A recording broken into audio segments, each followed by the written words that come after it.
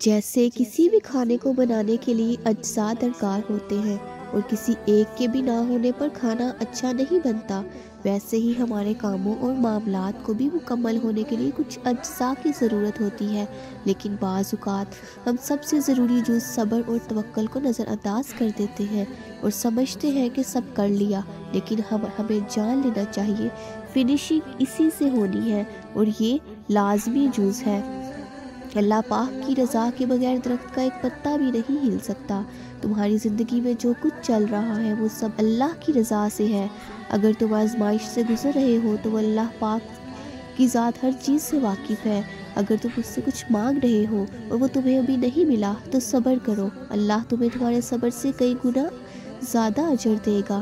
یاد رکھو، اللہ پاک اپنے بندوں کو ان کی طاقت سے زیادہ نہیں آزماتا۔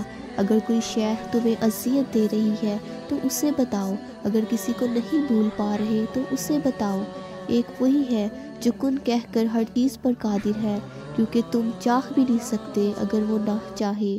ہر حال میں اللہ سے مانگو اور اس کا شکر ادا کرو، ایک دن ایسا آئے گا جب وہ تمہاری دعاؤں پر کن فرما کر تمہیں ایسے خوش کر دے گا جیسے کوئی غم تھا ہی نہیں، انشاءاللہ۔ اللہ تعالیٰ ہمیں صبر کرنے کی توفیق اور ہمت عطا فرمائے، آمین۔ میرے چینل کو سبسکرائب کرنا مت بھولیے گا۔ مزید اچھی ویڈیوز دیکھنے کے لیے چینل کو لائک کریں، ویڈیوز کو شیئر کریں۔ خوش رہیے اور خوشیاں بانٹیے۔